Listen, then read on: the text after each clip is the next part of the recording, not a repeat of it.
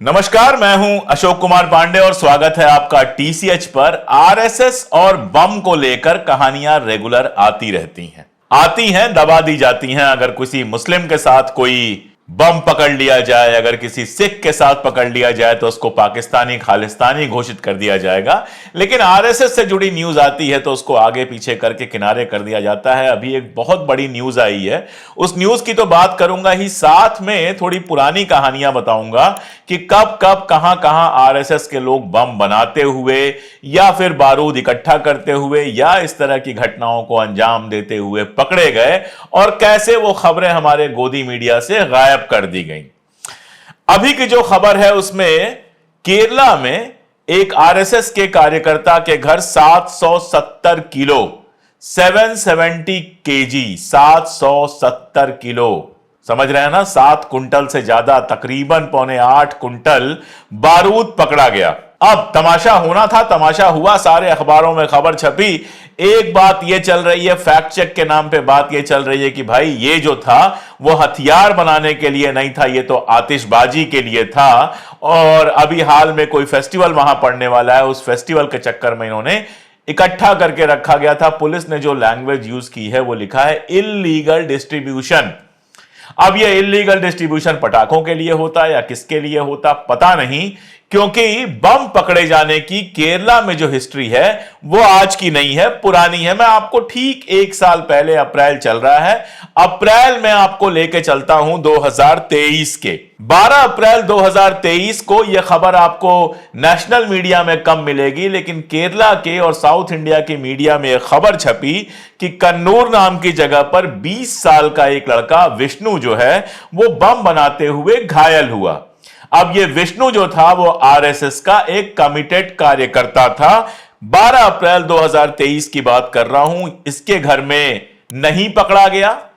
अगर पहले ही बारूद पकड़ लिया गया होता तो शायद कोई बहाना बन जाता ऐसा ही, लेकिन इसके घर में नहीं पकड़ा गया और बम बनाते हुए बाकायदा बम विस्फोट हो गया। और विस्फोट होने से 20 साल का विष्णु जो है वो बुरी तरह से घायल हो गया। उसके 1 महीना पहले की बात कर रहा हूं, ये जानबूझ के थोड़ी सी घटनाएं मैंने ली हैं, कैसे जुड़ी हुई हैं जरा देखते जाइए। 12 अप्रैल 2023 की बात की, ठीक 1 महीने पहले 13 मार्च 2023 को एक और घटना छपी है वहां के अखबारों में। बीजेपी से जुड़े हुए संतोष के घर में एक बम विस्फोट होता है, जिस बम विस्फोट में संतोष और उसकी वाइफ, उसकी पत्नी, दोनों घायल होते हैं। यहां पर भी बम बनाने की कोशिश चल रही थी। बम बनाने की कोशिश में मियां बीबी दोनों के दोनों घायल हुए। उसके आगे केस का क्या हुआ ये किसी को नहीं पता है। और बार बार दोहरा दूं कि ये खबरें आपको नेशनल मीडिया पर नहीं दिखाई जाएंगी। दिखाया जाएगा अगर किसी मुस्लिम के यहां खाने वाले चाकू को बरामद करके बताया जाएगा कि वो इससे जो है लोगों की हत्या करने वाला था, आतंकवादी था। लेकिन इनके लिए जो खबर छपती है उसमें कहीं आतंकवाद शब्द का प्रयोग नहीं किया जाता है, जबकि एक्सप्लोसिव का इस्तेमाल करना, एक्सप्लोसिव का, बमों का इस्तेमाल करना जो है वो अपने आप में आतंकवाद की परिभाषा में आ जाता है। पिछले साल की बात कर लीजिए, 11 दिसंबर 2020 को केरल में एक जगह है कानकॉल, वहां पर एक आरएसएस वर्कर जो था, आरएसएस का कार्यकर्ता था बीजू, उसके घर में एक बम विस्फोट हुआ और उस बम विस्फोट में उसका जो पालतू कुत्ता था वो मारा गया। उसके कुछ महीने पहले बीजू खुद भी घायल हुआ था। ऐसी घटनाएं आपको लगातार मिल जाएंगी। 10 नवंबर 2017 को कन्नूर में एक आरएसएस के कार्यकर्ता के घर बम बनाते समय विस्फोट हो गया और उसके घर की छत उड़ गई। और पीछे जाइए तो 8 अप्रैल 2013 की खबर है कि दिलीप नाम का राष्ट्रीय स्वयंसेवक संघ का कार्यकर्ता अपनी बाइक पर बम लेकर जा रहा था, रास्ते में बम फट गया, बाइक भी उड़ गई और दिलीप मारा गया। बताया जाता है कि यह बम विस्फोट इतना हैवी था, इतना ज्यादा था कि आसपास के जो घर थे वो भी इससे हिल गए। अब आप कहेंगे कि हो सकता है ये कार्यकर्ता हैं, इनकी क्या बड़ी बात है, नेता तो कभी पकड़े नहीं गए, कार्यकर्ता पकड़े जाते हैं। खैर, यह सवाल तो मैं भी आपसे पूछ सकता हूं कि मुसलमानों के भी किसी बड़े नेता के यहां बम नहीं मिलता है, जब अगर कहीं मिलता भी है, जो बरामदगी दिखाई जाती है वो छोटे मोटे ऐसे ही लोगों के यहां मिलता है। चलिए, लेकिन मैं नेता तक आपको ले चलता हूं। 2007, आजकल हमारी मेमोरी बहुत कम है, हम पीछे नहीं लौट के जाते हैं, मैं आपको याद दिलाता हूं 2007 एक समझौता एक्सप्रेस शुरू हुई थी भारत और पाकिस्तान के बीच में, जहां ट्रेन में बैठ के भारत से लोग पाकिस्तान जा सकते थे, पाकिस्तान से लेके लोग भारत आ सकते थे। अटल बिहारी वाजपेयी के समय यह ट्रेन शुरू हुई थी और उस समय भारत पाकिस्तान के बीच में दोस्ती कराने और संबंध आसान और अच्छे करने की कोशिशों के तौर पर समझौता एक्सप्रेस शुरू हुई थी। उस समझौता एक्सप्रेस में 2007 में एक बम विस्फोट हुआ था जिसमें 60 से ज्यादा लोग मारे गए थे, जिनमें ज्यादातर पाकिस्तानी लोग थे, और उसके बाद समझौता एक्सप्रेस बंद हो जाती है। जाहिर है कि जो भी समझौता एक्सप्रेस में बम विस्फोट कराना चाहता था, वो चाहता था कि भारत और पाकिस्तान के बीच दुश्मनी बनी रहे, और ये वही लोग हैं जिनकी राजनीति पाकिस्तान को गाली देकर ही चलती है। पाकिस्तान मुसलमान इन शब्दों को हटा दीजिए तो वो 5 मिनट किसी डिबेट में बहस भी नहीं कर पाते हैं, राजनीति को तो छोड़ दिए। तो समझौता एक्सप्रेस में जो बम विस्फोट हुआ था उसके लिए जो लोग पकड़े गए थे, उनमें एक नाम था कमल चौहान का, जो आरएसएस का कार्यकर्ता रह चुका था। और कमल चौहान के साथ 2 लोग और पकड़े गए थे, रामचंद्र कलासांगरा, और जिसको राम जी कहते थे, और दूसरा लोकेश शर्मा जो मध्य प्रदेश से थे। यानी समझौता एक्सप्रेस में जो बम विस्फोट हुआ था वो आरएसएस से जुड़े लोगों ने कराया था, ऐसी खबरें आई थी। ये जो कमल चौहान है, इस कमल चौहान ने बाकायदा ये कहा था कि इस बम विस्फोट में बड़े बड़े लोगों का हाथ है, लेकिन जैसा भारत में होता है, कोई खास जांच पता नहीं कहां पहुंची कहां नहीं पहुंची, उसका रिजल्ट क्या आया ये तो किसी को नहीं पता है। चलिए अब और बड़ों की बात कर लेते हैं। अप्रैल 2006 में नांदेड़ में जो एक बम विस्फोट हुआ था, जिसको शुरू में आतंकवादी घटना बताई गई थी, उस घटना की जांच कर रहे केंद्रीय जांच ब्यूरो, हिंदी में मुश्किल होता है, अंग्रेजी में लोग जानते हैं तुरंत, सीबीआई ने महाराष्ट्र में नांदेड़ की जिला अदालत में एक अर्जी डाली 22 सितंबर 2022 को, और इस अर्जी में कहा कि यशवंतराव शिंदे जो खुद को एक गवाह के रूप में पेश करना चाहते हैं, उनको गवाह के रूप में पेश ना होने दिया जाए, उनकी जो अर्जी है उसको खारिज कर दिया जाए। अब आप बताइए, केस की जांच चल रही है, उसमें कोई आदमी गवाही देना चाहता है और जांच एजेंसी कहती है कि उसको गवाह के रूप में माना ही ना जाए, तो उसके पीछे कुछ ना कुछ तो बड़ी बात होगी। बड़ी बात यह थी कि 29 अगस्त को नांदेड़ की अदालत में यशवंत शिंदे ने बाकायदा एक एफिडेविट दायर किया था और उसने कहा था कि वो ऐसी कई बैठकों में उपस्थित रहा है जिसमें आरएसएस और विश्व हिंदू परिषद के बड़े बड़े नेता थे, और इन नेताओं ने न केवल नांदेड़ के बम विस्फोट में भूमिका निभाई है, बल्कि बहुत सारी और चीजें हैं। इसमें कुछ नाम लिया था उसने कहा था कि वीएचपी के एक महासचिव, विश्व हिंदू परिषद के एक महासचिव मिलिंद परांडे जो हैं, उन्होंने और उनकी टीम ने पूरे देश में बम विस्फोट करने की योजना बनाई थी। साध्वी प्रज्ञा वाला मामला आपको मालूम है, हालांकि प्रज्ञा इस बार चुनाव नहीं लड़ रही हैं, पिछली बार लड़ी और भोपाल जैसी जगह से दिग्विजय सिंह जैसे नेता को हराकर एमपी बनी। उनके ऊपर मालेगांव बम विस्फोट के मामले में केस चल रहा है, लेकिन कैंसर का बहाना बनाकर वो जब कोर्ट की डेट आती है तो व्हील चेयर पे आ जाती हैं, बाकी टाइम में आराम से फुटबॉल खेल लेती हैं। उनका मामला भी आपको मालूम है, और आपको यह भी मालूम है कि चाहे वो समझौता एक्सप्रेस में विस्फोट हो, चाहे नांदेड़ का बम विस्फोट हो, चाहे मालेगांव का बम विस्फोट हो, इन सब में पहले आरोप मुसलमानों के ऊपर लगाया गया, लेकिन जब जांच हुई तो मालूम हुआ कि इनके पीछे प्रज्ञा ठाकुर और इस तरह के लोगों का हाथ है। सजाएं नहीं हुई, ये एक अलग मामला है, क्यों नहीं हुई सजाएं वो आप जानते हैं।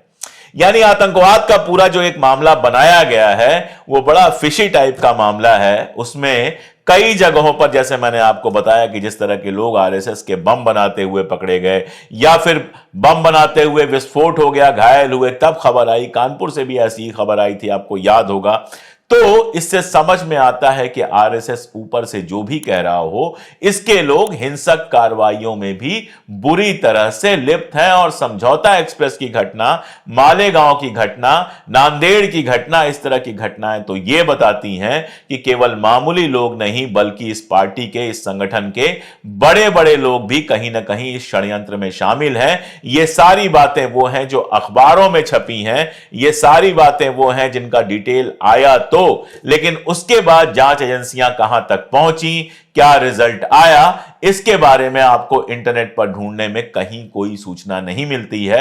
अगर आपको कोई सूचना मिले तो आप उसको जरूर मुझे कमेंट में बताइए, मैं देखूं कम से कम, क्योंकि मैं और मेरी टीम तो कई दिनों से ढूंढ रहे हैं। इस तरह की सूचना कोई नहीं आई कि नांदेड़ के मामले में फाइनली वो गवाही उनकी हो पाई कि नहीं हो पाई। जिनका उन्होंने नाम लिया है मिलिंद परांडे का, उनकी जांच हुई कि नहीं हुई, कोई रिजल्ट आया कि नहीं आया, इस बारे में आप ढूंढ डालिए, कोई जानकारी आपको नहीं मिलने वाली है। और इतना ही नहीं, और भी बहुत सारी खबरें आई हैं। डीआरडीओ के उस वैज्ञानिक के बारे में आपको याद होगा जो पाकिस्तान को सूचनाएं दे रहा था। डीआरडीओ जहां पे हमारे डिफेंस से जुड़ा जो एक बड़ा ऑर्गेनाइजेशन है, उसमें साइंटिस्ट था बंदा, और वो बाकायदा जो है जानकारियां दे रहा था। नाम था उसका प्रदीप कुरुलकर, और छोटा मोटा नहीं, डायरेक्टर लेवल का ऑफिसर था। बताया गया कि हनी ट्रैप में फंस के वो जानकारियां लगातार दे रहा है। और प्रदीप कुरुलकर की तमाम सारी तस्वीरें आई आरएसएस के कार्यक्रमों में भाषण देते हुए, मंच पर बैठे हुए, सारा कुछ। लेकिन किसी ने यह सवाल नहीं उठाया कि आरएसएस से जुड़ा हुआ डीआरडीओ का हमारा एक डायरेक्टर जो है, वो अगर पाकिस्तान की मदद कर रहा है तो उसको आतंकवादी कहना चाहिए या नहीं कहना चाहिए, या फिर भारत में आतंकवादी शब्द जो है वो सिर्फ और सिर्फ मुसलमानों के लिए या सिखों के लिए या दूसरे धर्मों के लिए रिजर्व कर दिया गया है। वैसे कमल चौहान वाला जो मामला मैंने आपको समझौता एक्सप्रेस का बताया, वो बहुत इंपॉर्टेंट है, वो कहानी सुन लीजिए। वो कहानी मेरे ख्याल से भारतीय राजनीति में एक बहुत इंपॉर्टेंट मोड़ है। 22 जनवरी 2013 को एक घटना हुई जिसमें गृह सचिव ने बयान दिया कि हमारे पास आरएसएस के लोगों के आतंकी कृत्यों से जुड़े होने के सबूत हैं। यानी गृह सचिव ने, भारत सरकार के गृह सचिव ने यह कहा कि हमारे पास इस बात के सबूत हैं कि आरएसएस के लोग जो हैं वो आतंकी घटनाओं से जुड़े हुए हैं। इसी बयान के बाद भगवा आतंकवाद का नाम सबसे पहले लिया गया।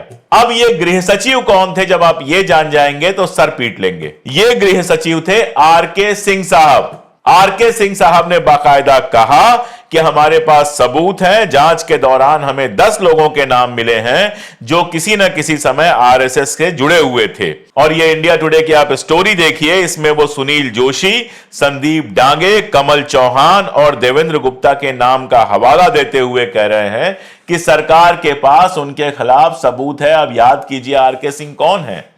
यही आरके सिंह जिस आरएसएस को कह रहे थे कि उसके लोग आतंकवादी हैं, भगवा आतंकवाद शब्द जिनके बयान के बाद शुरू हुआ, वो जाकर भारतीय जनता पार्टी में शामिल हो जाते हैं, उसके बाद सांसद बन जाते हैं। तो इसीलिए मैंने कहा कि यह कहानी हमारे समय की बड़ी इंटरेस्टिंग कहानी है। भगवा आतंकवाद को लेकर बीजेपी बहुत हल्ला करती है कि भगवा आतंकवाद आप कैसे कह सकते हैं, लेकिन यह भगवा आतंकवाद जिस अधिकारी के बयान के बाद आया था, जिस अधिकारी ने देश के सबसे महत्वपूर्ण पदों में से एक गृह सचिव, होम सेक्रेटरी के पद पर रहते हुए कहा था कि मेरे पास इस बात के सबूत हैं कि आरएसएस के लोग आतंकवादी घटनाओं से जुड़े हुए हैं, वही गृह सचिव महोदय भारतीय जनता पार्टी में शामिल होकर सांसद बन जाते हैं। और उसके बाद क्या है, उसके बाद न कहने के लिए कुछ है, न सुनने के लिए कुछ है। आप भी समझदार हैं, आप बड़े आराम से समझ सकते हैं कि इन सब चीजों का मतलब क्या है। और आप बड़े आराम से यह भी समझ सकते हैं कि चाहे ये 700 केजी वाली घटना हो या इसके पहले आरएसएस के लोगों के तमाम जगहों पर बम बनाते हुए वगैरह वगैरह पकड़े जाने की जो खबरें हैं, वो कभी गोदी मीडिया में क्यों नहीं आती हैं। कभी गोदी मीडिया यह सवाल क्यों नहीं उठाता है कि केरला में बम बनाते हुए पकड़ा गया एक आतंकवादी। ये तभी आएगी टाइटल जब कोई मुसलमान या कोई सिख होगा। अगर वो आरएसएस से जुड़ा हुआ या कोई और होगा तो ये 1 लाइन की खबर, 2 लाइन की खबर लोकल अखबारों में तो छप जाएगी, उसके बाहर ना इस पर बात होगी, ना कोई चर्चा होगी। इसीलिए हमारे जैसे चैनल जरूरी हैं ताकि वो खबरें भी आपके पास ला सके जो खबरें ट्रेंड नहीं करती हैं, ट्रेंड कराई नहीं जाती हैं, जिनको गोदी मीडिया में जगह नहीं मिलती है।